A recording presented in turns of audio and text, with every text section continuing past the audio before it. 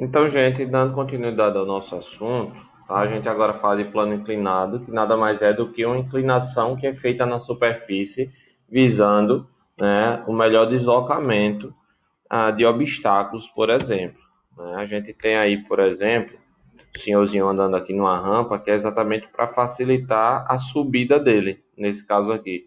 E as rampas são muito importantes no cotidiano das nossas cidades, para facilitar aquelas pessoas que têm dificuldade de deslocamento, por exemplo. Tá? O cadeirante, por exemplo, as pessoas né, com uma certa idade que têm essa dificuldade de deslocamento. Tá? Esse tipo de máquina simples, ele remonta também dos tempos mais remotos, né, da nossa civilização. Na construção de pirâmides já eram utilizadas essas máquinas simples, exatamente para deslocar os grandes blocos de pedra até o topo da pirâmide. A cunha e o parafuso são também exemplos da aplicação desse plano inclinado. A cunha funciona como dois planos inclinados. Para quem está achando diferente esse nome, nada mais é do que a pontinha, tanto de machado quanto de faca. Tá? Então, é como se fosse dois planos inclinados, agora não mais para ser utilizado para deslocamento, mas sim para um corte, por exemplo. Tá? A cunha ela é muito utilizada para corte. Por exemplo, aqui, né, nesse machado ou nessa faca aqui que está sendo utilizada como exemplo, tá bom?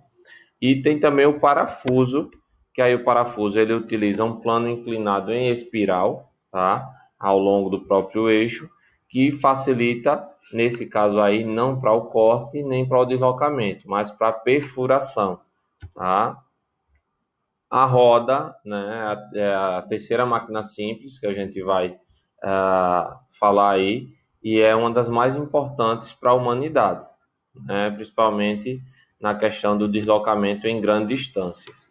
A gente tem aí um exemplo de uma utilização da roda. Até hoje em dia, as pessoas que trabalham próximas ao mar, né, com barco, por exemplo, navios, ainda utilizam um instrumento, aquelas mais simples, as canoas mais simples, são realmente toras de madeira que são utilizadas. Outros, né, que são maiores, aí são instrumentos com a mesma dinâmica dessa aqui que tem sido mostrada na imagem, para poder deslocar esse barco até o mar. A gente tem também aqui no poço sendo utilizado rodas, né? E aqui, ó, também nesse maquinário sendo utilizada a roda. E a engrenagem também é um tipo de roda que acaba promovendo movimento, né? Em relógios, por exemplo, são muito utilizadas engrenagens. Rodana é um tipo específico, né? Construído a partir da roda. E aí essa rodana, ela é utilizada para mover obstáculos, né? Grandes obstáculos, por exemplo.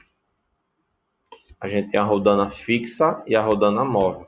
Tá? Tudo vai depender de onde ela esteja localizada. A rodana fixa está diretamente no eixo, a rodana móvel está no cabo de aço, por exemplo, e daí ela se movimenta. As polias, elas também são muito utilizadas, né? A gente tem aqui um tipo de polia.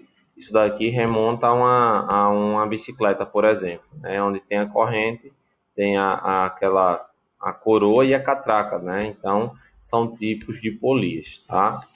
Que auxiliam no deslocamento também. E as engrenagens, por sua vez, que auxiliam no movimento, tá? Então, um conjunto de engrenagens. Quando eu junto duas ou mais máquinas simples, como uma bicicleta, por exemplo, que junta mais do que uma máquina simples, junta alavanca, junta rodas, junta polias, por exemplo, engrenagens também, aí eu chamo isso daí de uma máquina composta, tá, gente?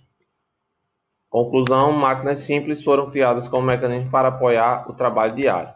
Não usa energia elétrica, somente a força humana ou animal.